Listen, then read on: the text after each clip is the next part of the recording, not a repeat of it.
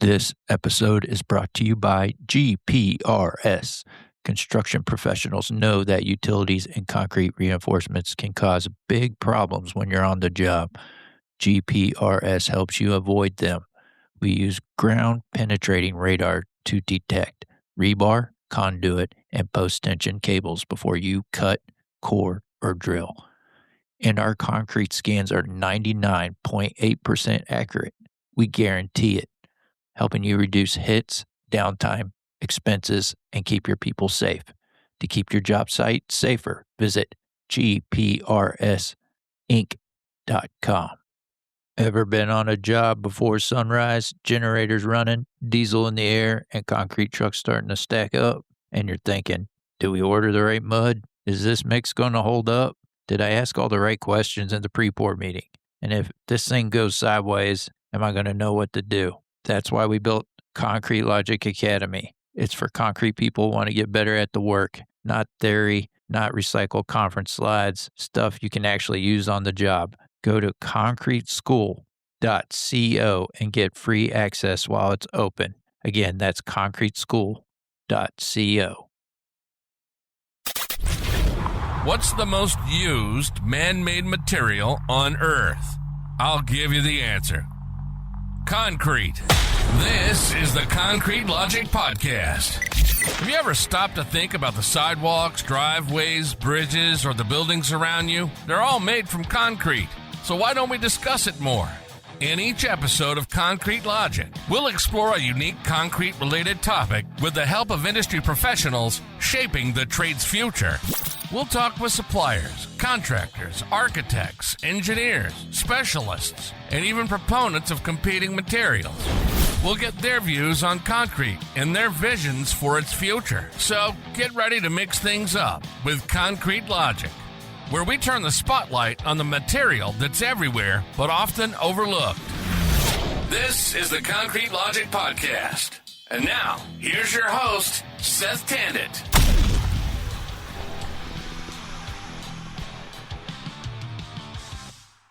And welcome to another episode of the Concrete Logic Podcast. And today I have Ryan Gilliam with me with Fortera. We're going to talk about low carbon cement today. That's what Ryan and his company do. They're in that market.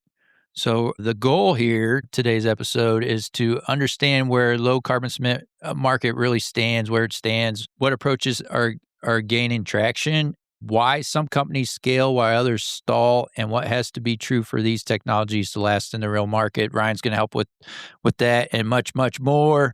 I'm excited to have this conversation. But before we get started, I just want to remind everyone how you can support the show. Been doing a bad job. I said it on the last episode. I've been doing a bad job of asking you to do one thing. And the one thing is if you enjoy the podcast or you're learning something from the podcast, please share it with a colleague or a coworker out there. Spread the word. Let folks know that this is out there. We're trying to get some concrete education to folks.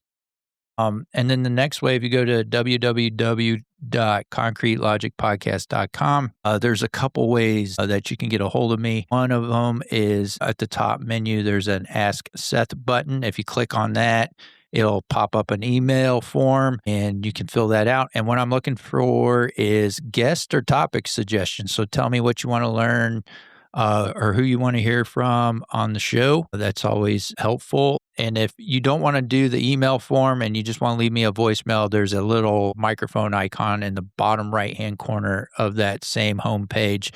You click on that and it'll record your voice right off your computer or your phone, whatever you're using. Again, just looking for topic and guest suggestions. The next way is on the same homepage. There's a donation button, and I guess the way we're presenting the podcast is a value for value system. So if you get some value out of the podcast, what we're asking is send some value back. And the way you can do that is by clicking on the donation button and send a donation our way. Not going to tell you how much to put in there. It starts off with $0, and you can go in there and plug in whatever number it is, $1, $5, $500, whatever it is that you feel the show gave you. And then the next way you can support the show is check out concretelogicacademy.com.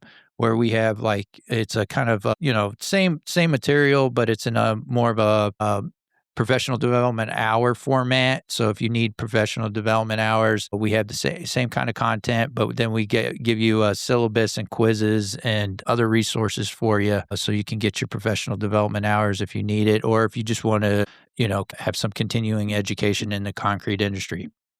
All right, with that, Ryan, let's get started with this. Again, I always tell folks, I always have the best conversations before we hit record when I get to know the guest. And Ryan and I had the exact same thing. So one of these times I'll have to do like a after dark kind of podcast or something where I share, if guests want to share what we talk about before. Before we start. Anyways, Ryan, can you give us a little bit of a background on yourself and your company? I think that's important for today's podcast, and then we'll take off from there. Yeah, sounds good. And one, thanks for having me. And you're right. I wish we were recording some of that. I feel like we've already had such a good conversation. Yeah. So maybe just on my background. So I came into the cement concrete world a little bit differently than I'd say a lot do. I come at it from a researcher side. So background, did my PhD in materials engineering. And when I was leaving school, I was fully planning to go the academic route, and yet then I got called by a startup company, a venture-funded startup company in the cement space almost 20 years ago to come join the company to do research and really trying to solve for a new type of cement that was actually capturing CO2. So long story short, that's how I got started into the space. And what's happened over time is really started realizing that there are things that you can do in the space to help solve for some of the CO2, but do it in a way that's actually beneficial to the space and provides a product that actually can have some performance advantages. And so I think, I kind of fell into this space, but now almost a couple decades later, very much focus on trying to bring a product to the market that the cement concrete industry wants to use, has performance advantages, but also in a way that's actually economic and helps with increasing capacity in the US and building out supply chains and making sure we can solve for critical infrastructure, all those other fun things that kind of go along with it. But so it's been an interesting journey for the last 20 years and learning from the space on what's actually needed to make a good product. Yeah. Well, you've been in it for a while. So you definitely know what's going on. Can you talk about y'all's approach? Because I think it's different than, I would say, a majority of the ones out there. From what I could tell from your website is like you're bolting on to existing facilities versus being a whole separate facility and creating your own, I guess, ecosystem as far as producing a product. Can you talk about a little bit about that why y'all are different than those other ones? Yeah, for sure. And so we're really focused on making cement. We're at the cement plant site, and as obvious to your listeners, but cement's the glue in concrete. I think the fundamental challenge with cement and concrete is just how large the industry is and how large these plants are. And so we've approached it from the perspective that if you're going to make it work, you got to be competitive on economics.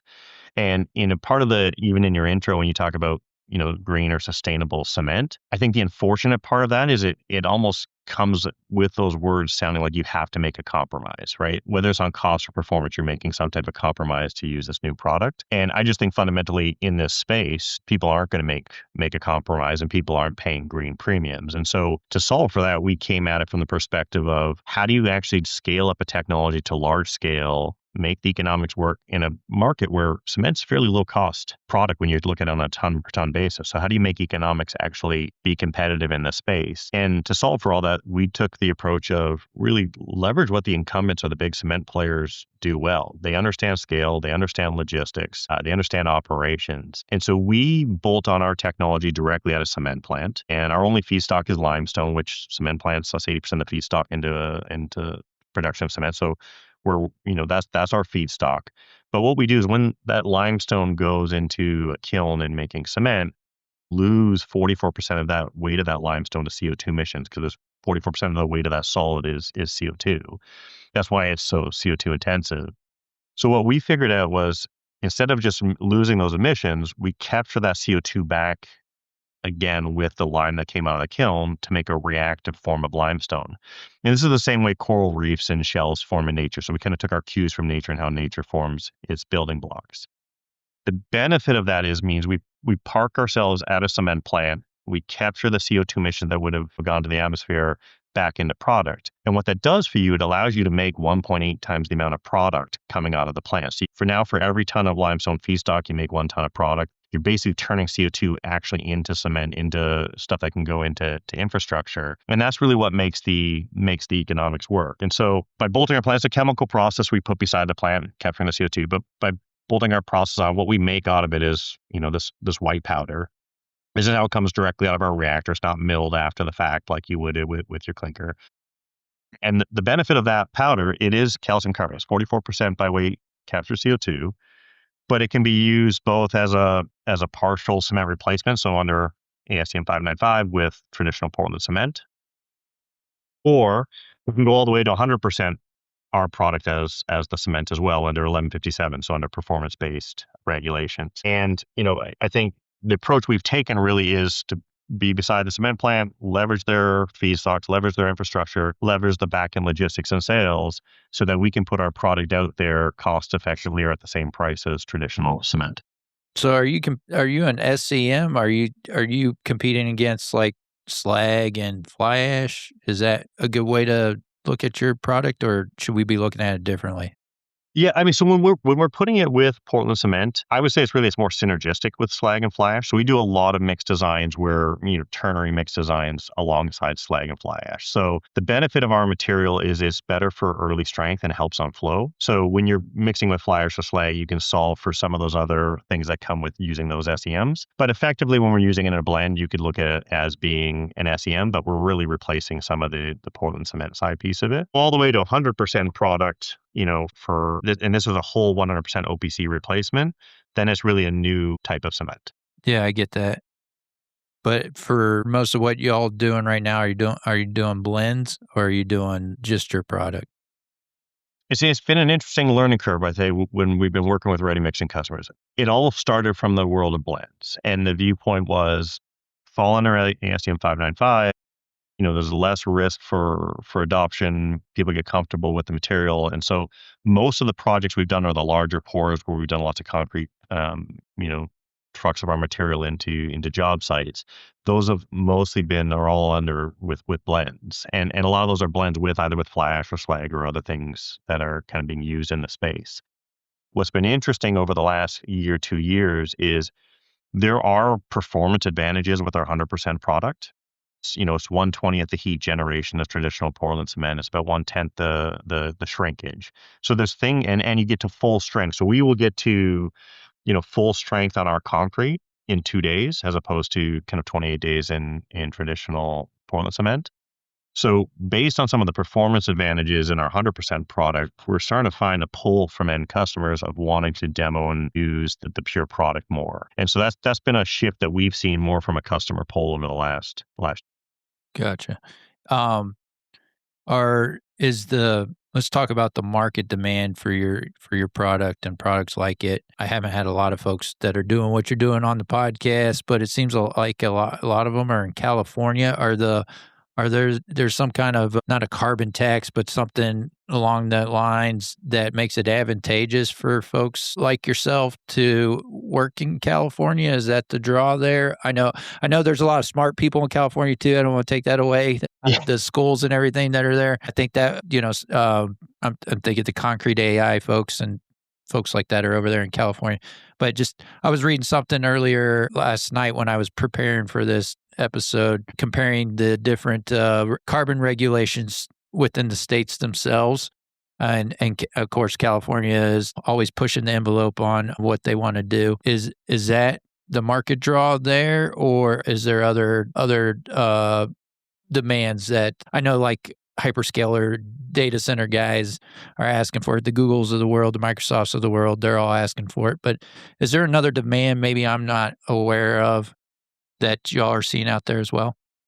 Yeah, I mean, I would say, and this is just one person's view. I mean, it'd be interesting to actually ask that across a bunch of these companies. The reality is a lot of the venture capital space is in California. So you see a lot of these startups, new techs found in California. There are specific CO2 kind of mandates and things in the cement world. There's SB 596 to get to CO2 reduction with cement concrete in California specifically. But I will say, like, we built our first plant in California. We built out our R&D facilities in California, I think, again, tied to some of the venture capital investment investment in what we were doing. All of our commercial projects that we're currently working on are not in California, to be clear. And it's really, we've gone from, yes, the company started here, but we're not looking to green regulations and other things like that for adoption of our technology. At the end of the day, and I always I call it like the airplane analogy. You're always going to have people that are willing to pay for business class seats, or some people that are willing to pay for green premiums, but the plane's not going to fly unless you fill all those economy seats. And once you go after the economies of scale you need to get to cement production, make economics work, you're well beyond anything to do with green premiums. So for us, we're looking to markets where there's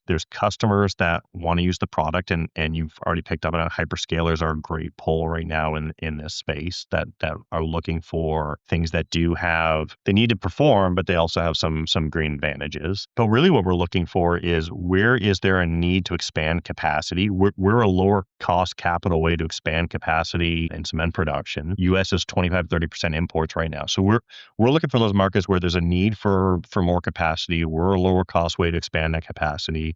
We have a product that can be used both as a blend or has interesting advantages when you go to 100% product. So that's really more the driver that's picking it up, as opposed to the founding story where you kind of have a lot of early stage companies in California. So, okay. Yeah, let me think about that more. Maybe we'll circle back to that. As far as scaling, what are the bottlenecks that you're seeing right now for someone like you guys to scale? Yeah, it's a tough journey for scaling. I mean, people for first plants are risk averse for good reason. It's not even on the product side. I think that we've done a lot to get our product into people's hands, get people comfortable with the product, get comfortable with how the plants run. But one of the realities in the cement concrete space is it doesn't typically work off of offtake agreements or take or pay offtake agreements. It works off of, it's really a merchant market.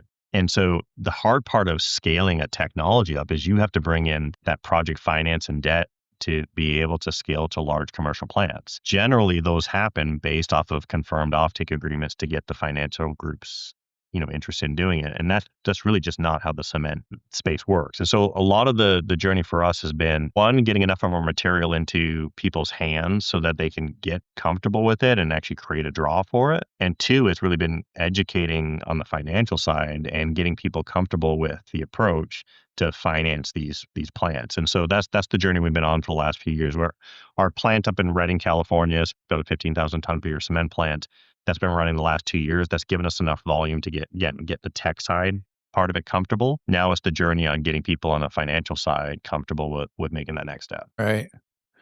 So where else in the country are you guys working right now?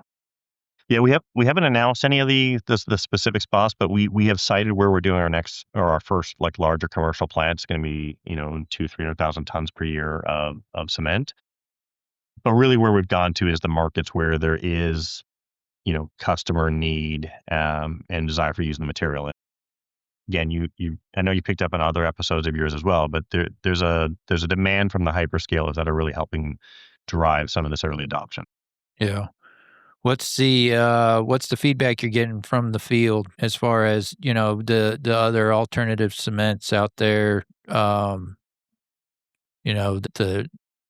The feedback that I've heard, I'm not finishing concrete. So I'm just hearing from folks out in the field is, it could be sticky. It takes longer for it to set up. There's shrinkage cracking that shows up pretty quick after curing and things like that. What's your initial feedback from the pours that y'all have done so far? Yeah, so all of that is right. I mean, and again, I think when people hear alternative cements and that there's a view that it comes with compromise, so you're going to get performance disadvantages or cost disadvantages. The reason why we've been putting a lot of product into people's hands is frankly to go through that learning curve. And in saying that means, yes, not every pour has worked out perfectly. It is part of learning. And, as you know, like every mix design is a little bit different. Cements are all a little bit different across the country. So you need to go through some of those trials to really figure out what's going to work well, especially when we're talking about doing our blends. But in terms of actually working with the ready mix companies, I think we have seen now that in people actually working with our material, there are advantages that they've seen. They like the finishing quality of it. And so what started with us doing demos with some of these big ready mix players has turned into actually a pull where they're now specifying us in jobs. So we're regularly doing large pours out there with ready mixes right now. And those are all driven by them having tested and got comfortable with it and actually then actively specified our material in jobs with the end users. And I think that's been a big switch for us, is to actually see the ready mix coming to us and specifying us, as opposed to us trying to push for these demonstration type projects. And we have one coming up, nothing publicly announced, but it's going to be a 5,000 cubic yard of our material in a blend. So these are going to be some bigger jobs that we're doing with our product. And again, that comes from people just getting comfortable with it, working with it, seeing how it finishes, seeing the trade-offs as a blend. And you picked up on a bit of it, like this whole cracking thing or set times and everything else. We initially, when we were first developing our product and looking at mix designs, a lot of it was from the viewpoint of how do we make something better or get performance advantages. And I think what we figured out really in working with the concrete space was actually we want people so that when they're using it and they're pumping it or when they're finishing it, they don't know they're actually working with something different. So for us, it's been about tailoring our product to get to comparable set times. And generally speaking, we do have better flow options. And we've heard from people that are pumping our material that you don't have the same issues with clogging up their pumps now. So we've heard advantages on it, but by and large, what we're really trying to do is make sure that it's plug and play with what people are used to working with. And I think there's a healthy bit of skepticism out there because there's a lot of things that have been proposed in the market that obviously don't have that or don't do that. They're, whether it's water demand issues or early strength issues and everything else, people have seen a lot of things not work out well. Yeah. Well, cement industry didn't do anybody any good how they rolled out Type 1L. So, put you all in a bad spot, because now anytime there's something new or it's going to get some, get a lot of eyes on it and a lot of pushback, I'm sure, as you're probably witnessing. Is there any concern on your side of things? I think you mentioned this earlier when we were talking about market demand. Is there any concern from your side of thing? If the policy changes with the government, seems like the policies within the United States changes with each new administration. So it'll go from one extreme to the other. And recently, the EPA rescinded their view on CO2. If the CO2, for some reason, someone waves a wand and says, "Hey, CO2 is no longer a problem," is there any concern from y'all's side on how that, or are you guys trying to solve other problems? So, I think on the space as a whole, yes, that'll change things. But for us, no. Look, I've been in the sustainability climate world for a long time, and right or wrong, gotten a pretty hardened thesis. I personally don't believe people will pay green premiums. I don't believe on betting on regulatory things because political winds will change, and so if you're banking on that, it makes it very difficult.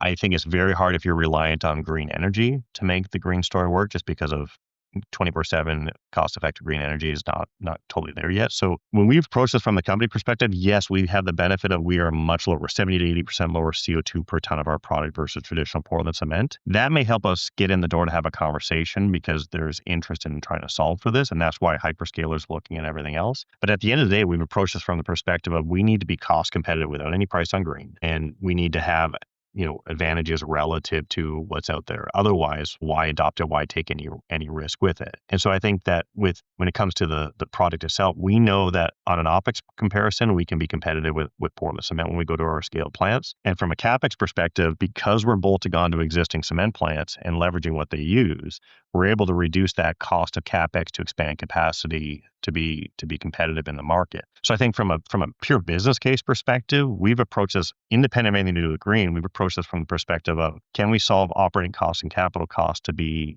effective? And I think when you look in the U.S., the fact that 30% is imports, I think there's a desire to expand production in the U.S. I mean, this is critical to our infrastructure for the cement and concrete industry.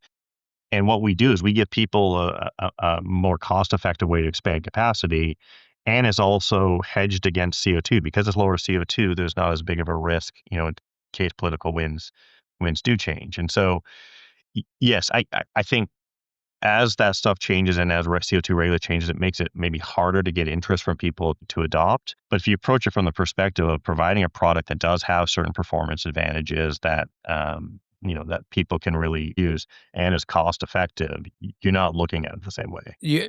Like, so you guys are capturing the CO2 that's coming off the clinker. Is that what you're capturing? I mean, it's a little bit comical, but I mean, basically we're taking limestone and we're turning it back into limestone. But we're Right. going from a form of limestone that's an inert rock to another form of limestone. That's what this is. I mean, this is just limestone. This is 44% by weight capture CO2, but it's a form of limestone that's actually reactive. You add water to this, it's going to cement out. And again, that's the same way that coral reefs form and shells form in nature. So because we're taking limestone and turning it back into limestone, we're taking those CO2 emissions that normally happen when you go through the cement kiln, making your clinker, and we're putting it back into the product. And that's really what drives the economics to work, is we're making a lot more product by having the CO2 actually in the product itself. What I'm hearing from you is you're cost competitive with the cement that's out there right now, but you're bolting on and you have more additional step onto what's going on at the site. I guess logically that doesn't math out. It doesn't math out for me, so that's why I'm struggling to understand that. So it's funny, it didn't math out for me until I think the reason why we started the company was because we missed on the math. And the math is fairly simple. It's traditional limestone. For every ton of it that you quarry, grind, crush, put into the kiln, put mud into, you lose 44, almost half its weight to CO2 emissions. So that means for every ton that you're putting in, you're only really getting half a ton of that limestone, a little more than half a ton of that limestone out of it. Because we put that CO2 back in, that means out of that same amount of limestone, for every 1 ton that you're putting into the kiln, we now make more product because all that CO2 is coming back in. We make 1.8 times the product on the back end. So really what we're comparing is the capital costs of our process and the operating costs of our process versus the fact that you got 80% more product. And that's why it's cost effective. It's the more product that really makes it work. I gotcha. Same input, you just get double the output. Exactly. And that was, frankly, you're the logic piece there. That was actually when we were looking at, we're like, how could you ever add complexity, add more process units to a plant and make the economics work and be competitive? And it's that miss on the fact that you're making that much more product that makes it all work. And that's a different approach to, I've had John Klein on the show a couple times, and he's like my go-to for carbon capture. And even he says it's, the economics of carbon capture it doesn't make sense right now, but this approach is different. How is that different? Yeah, so John's super knowledgeable on the space. Next time you talk to him, ask him what he thinks of us. I'd love to know. Right. But I think, so in traditional carbon capture, it's just a cost center. So someone is paying to capture, separate, purify, compress, put that CO2 underground. And so that's just an additive cost that I think it's going to be very hard. I know Heidelberg and some of the big players have implemented that, but that's also coming with government subsidies and support and everything else. But that's a pure cost center. You're paying money to capture that CO2. Because we take that CO2 and turn it actually into product, what we're really doing is we're taking it from an emission and an issue and putting it back into the product and turning it into value.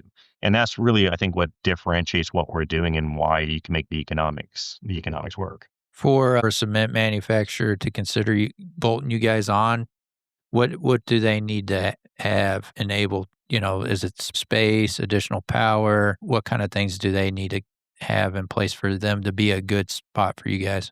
Yeah, I mean, so when we make our product, I mean, it is in a wet chemistry and then we have to dry it. So it's having availability of natural gas or something for drying the product. It is a bunch of stirred tank reactors, so it's having power availability. It's an aqueous process, so we do use water in all our tanks, so it's having water available, which I think you're getting to the right question here. That means it's not necessarily fit for every site because cement's a dry process for the most part. So like it's finding sites that have the right fit. But generally speaking, most of the sites we look at, there's ways to get all that utilities and all that onto site, and we've been able to navigate that piece of it. There is space obviously available as well, so we need 5+ acres to bolt our process on. Again, generally, like these are typically very large sites, so for most places that works, but for kind of more ones that are in the city or where towns have grown around them, maybe those aren't completely a clear fit. I honestly think the bigger challenge, though, and this is what the journey we've been on, is look, when you build large-scale commercial plants, your first plants are going to be less efficient. You're going to have issues with them. You're going to have to go through some of that learning curve. And so I always say with these big cement companies,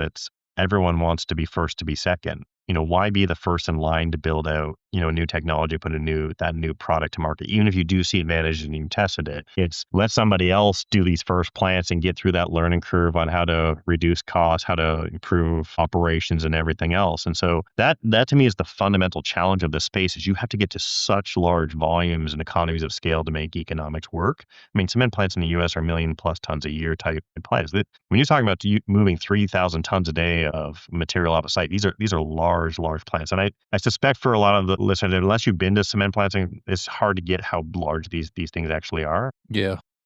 So, but same thing is needed for us. You need to get to large plants to make all these economics work. It's, you need the same number of people to operate a small plant as you do a large plant. And so, so I think that is the fundamental challenge, is getting, why be the first adopter? And so we've had to be creative on business models and really incentivize people in the right way to get to these first plants. But that's really the challenge, trying to bring something new to the industry. Yeah. And how long have you guys been doing it? So we're kind of an interesting story. So as a company, we're 7 years old, 7 years old. But, I think in the intro, I mentioned 20 years ago, I started into the cement concrete world. The actual product and process started almost 20 years ago. And at that time, we had created this new cement, the same type of cement we're using now, and scaled up, piloted it, went through all of that development work. But unfortunately, it wasn't grounded in economics. It wasn't partnering with cement plants. It wasn't figuring out how to leverage what they do well to drive down costs. And so we shut that company down long ago. And so with Fortera, the benefit of Fortera is we have a history of actually working with this material, putting it into real world applications, seeing that it holds up over time, and some of that risk benefit of it. But we're in a newer, younger company by really only be 6-7 years old. So what's the goal? Is this going to be the cement guys are going to offer this as a separate product, or is it going to be like an offering that they're going to offer to the ready mix guys? Or what's your vision of this, how this all unfolds? Yeah, I mean, I think a lot of the different companies we're dealing with look at it differently. A few years back, what I would have said is it would have been offered almost like a 1L, but I would like to believe without some of the issues that 1L's had. Because when you mix with us in under ASTM 595, we don't have some of those flow issues and some of the other issues that people have seen. So the thought process really initially would have been, we would have gone to market kind of similarly. We as a blended cement at the ready mix. As you know, at the ready mix side, a lot of them don't have extra silos to carry a second line of cement or product. And so that was always the intent, that's how we would go to market. But as we've gotten success on the 100% product, and you can see, I mean, it's a really nice white product. So there's this other kind of just performance attributes that people like. There is a pull for getting that 100% product. And so I think what it really will be offered up is as another line of cement effectively that people can buy. It's definitely a different approach than what I've heard so far. It's interesting. And I'm sure there's a million other questions I'm not thinking of right now that I know some of the listeners are like, you should be asking Ryan this. And I am not thinking of them right now. If you want someone to take one thing out of our discussion today, what would that be? I think generally what we've seen in the space is, once somebody hears sustainable cement or green cement, the automatic assumption is that means there's a compromise. You're either giving up on cost, you have to pay a big premium, or you're giving up on performance. And I think there are ways to bring technologies and product to market that actually understand what is needed in the concrete space, what is needed out of performance that doesn't actually require you to compromise. And so if there's anything for me, it's like, we every time somebody tests our material, we even have, and it's all fair, healthy skepticism, but a lot of people, when they test our material, I think, they immediately think it's not going to perform well. And one of the biggest ready mix companies in the US just did a pure test with us last week. And the concrete after 4 days with our material got to almost 10,000 PSI. So really high performing for concrete. And I think even they were surprised, didn't go into it thinking that it could perform the way it did. Again, I think it's being open to that there are ways to do this that are going to be economic, that don't require you to compromise, and really to give us and give these other products that are out there a shot to just see how well they perform. And I think the fair thing I would say is I wouldn't listen to people tell you how good their product is. For us, it's the same way. If you want to test it, we'll send you material. You can test it. You can get comfortable with it yourselves to use it. And so kind of thing similar for your side. I'd love for Baker for you guys to test it and do a pour with us. Yeah. All right. We'll see what I can do for you, Ryan. If folks want to reach out to you and learn more about you and your company, what's the best way? Yeah, probably easiest way just to reach out, because probably easier than trying to learn how to spell my name. It's just info@forterausa.com. And if you reach out to that, we're always happy to connect and share what we're doing. Okay. And I'll have Ryan, everybody gets their own page on the website when you're a guest. So I'll make sure I have a link for Ryan in the show notes for everybody. Ryan, thank you for coming on the show today. I enjoyed our conversation. I'm still open. I'm not closing the door. I'm going to be following along with you guys. So I appreciate you coming back on. Awesome. Thanks so much. Yep. And until next time, folks, let's keep it concrete. Thanks for joining us for another episode of the Concrete Logic Podcast. If you got value from the show, here's how you can provide value back to support the show. Visit concretelogicpodcast.com and click the donate button to send value back. All dollar amounts are truly appreciated.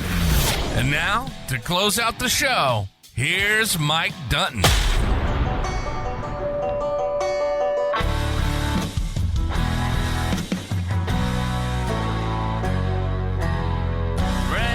That alarm always sings couple hours before the sun comes up. Open up the side, put some diesel in the lights and wait till the trucks roll up. Yeah, this ain't how most folks live their lives, dripping in sweat, working overtime. But while they're tying their ties for their 9 to 5s, we're out here changing these skylines with wood, iron, and mud.